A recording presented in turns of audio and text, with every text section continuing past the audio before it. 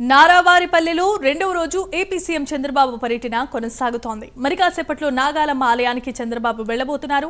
ఆలయంలో కుటుంబ సభ్యులతో కలిసి ప్రత్యేకమైన పూజలు చేస్తారు. తల్లిదండ్రులకు వస్త్రాలను సమర్పించి నివాళులర్పించనున్నారు సీఎం. నావారిపల్లెలో మాజీ సీఎం ఎన్టీఆర్ దంపతుల విగ్రహాన్ని సీఎం ఆవిష్కరించనున్నారు. తెలుగు ప్రజలకు చంద్రబాబు సంక్రాంతి శుభాకాంక్షలు తెలిపారు.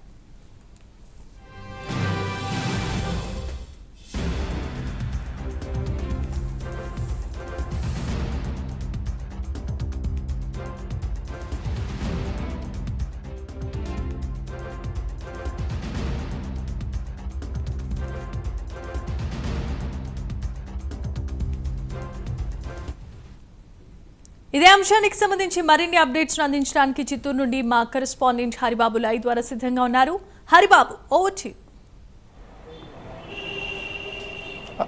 Thank you Jemimah. ఏదైతే ఖరీఫ్ సీజన్లో రైతులు 6 కాలం శ్రమించి ఏరువాక పౌర్ణమి నుంచి డిసెంబర్ వరకు ఏవైతే పంటలు సాగు చేసి ఆ పంటలతోటి వాటిని సంరక్షించుకోవడానికి, అలాగే వాటిని కాపాడుకోవడానికి, వాటిని తీసుకెళ్ళి మార్కెటింగ్ చేసి విక్రయించి వాటిని అన్నదాతలు చాలా కష్టపడి వాళ్ళ కష్టాన్ని అంతా అంటే తీరే సమయం అంటే పంటలు కోసి ఈ ధాన్యం ఇంటికి వచ్చిన తర్వాత ఏదైతే తొలిసారిగా పంట చేతికి వస్తుందో ఆ పంటని కొంత వాళ్ళు ఏదైతే దేవుడికి నివేదన చేయడం కోసం అని చెప్పని వాటితోటి కొత్తగా పిండి వంటలు అలాగే వంటకాలను తయారు చేసి ఫస్ట్ దేవునికి నైవేద్యంగా సమర్పిస్తారు. ఇలా భోగి పండుగ రోజు కొత్త వంటకాలు అంటే కొత్తగా వచ్చిన పంటతోటి తయారు చేసే వస్తువులతోటి ఈ పంటల్ని వంటకాలన్నీ రూపొందించడం ఆనవాయితీగా వస్తుంది.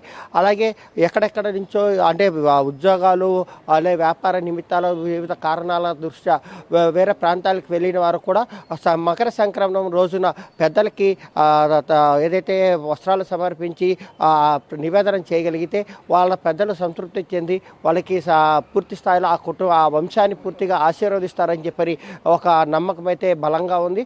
అందులో భాగంగానే మకర సంక్రమణ రోజున ప్రతి ఒక్కరూ తమ శక్తి కొలది తమ ఇంటి పెద్దలు ఎవరైతే ఉన్నారో తాతలు, ముత్తాతలు, నాన్నగారులు వీళ్ళందరికీ కూడా వస్త్రాలు సమర్పించి నివేదన చేసి ఆ తర్వాత కొంత ఉపవాస అంటే ఒక ఆధ్యాత్మిక వాతావరణంతో కుటుంబ సభ్యులతో గడపడం జరుగుతుంది. మరుసటి రోజు రైతులకు అత్యంత కీలకమైన వ్యవసాయానికి ఆధారమైనటువంటి పశు సంపద ఏదైతే ఉందో ఆ పశు సంపదకు సంబంధించి పూజలు నిర్వహించి వాటిని అందంగా అలంకరించి వాటిని ముస్తాబు చేయడం కూడా జరిగి వాటికి ప్రత్యేకంగా పూజలు నిర్వహించడం పల్లెల్లో పెద్ద ఎత్తున జరుగుతుంది. కాబట్టి ఈ 3 రోజులు సంక్రాంతి పండుగ అంటే 3 రోజులు కేవలం ప్రతి ఒక్కరితో పాటు రైతులకి చాలా ముఖ్యమైనది. కాబట్టి ఈ పండుగకి ఇంత ప్రాధాన్యత నెలకొంది. ఎక్కడెక్కడో వివిధ కారణాల వల్ల ఉన్నవారు కూడా స్వగ్రామాలకు వచ్చి బంధుమిత్రులతోటి, కుటుంబ సభ్యులతోటి గడిపే ఒక గొప్ప అవకాశం ఈ పండుగ ద్వారా ప్రతి ఒక్కరికి లభిస్తుంది. అందులో భాగంగానే ముఖ్యమంత్రి నారా చంద్రబాబు నాయుడు కూడా 12వ తేదీ తిరుపతికి రావడం జరిగింది. నిన్నంతా భోగి పండుగ జరుపుకోకపోయినప్పటికీ కూడా సంక్రాంతి సంబరాల్లో భాగంగా విద్యార్థులతోటి అలాగే ప్రజలతోటి ఆయన కలిసిమెలిసి వాళ్ళతోటి ఉండడం జరిగింది. ఈరోజు ఉదయం నాగాలమ్మ ఆలయానికి వెళ్ళి ఆయన ప్రత్యేకంగా పూజలు నిర్వహిస్తారు. ఎందుకంటే గత ఏడాది ఆయన జైలుకి వెళ్ళి దాదాపు 50 రోజులకు పైగా జైల్లో ఉన్న నేపథ్యంలో కుటుంబ సభ్యులందరూ నాగాలమ్మకి మొక్కులు చెల్లించుకోవడం కూడా జరిగింది. అటు తర్వాత ముఖ్యమంత్రి హోదాలో ప్రస్తుతం చంద్రబాబు నాయుడు నాగాలమ్మ ఆలయానికి వెళ్ళి అక్కడ కుటుంబ సభ్యులతో కలిసి ప్రత్యేకంగా పూజలు నిర్వహిస్తారు. ఆ తర్వాత సమీపంలో ఉన్నటువంటి చంద్రబాబు నాయుడు తండ్రి ఖర్జూర నాయుడు అమ్మనమ్మ సమాధుల వద్ద ప్రత్యేకంగా వస్త్రాలు ఉంచి వాళ్ళకి నివాళులు అర్పించి వాళ్ళ ఆశీర్వాదాలు కోరుకుంటారు.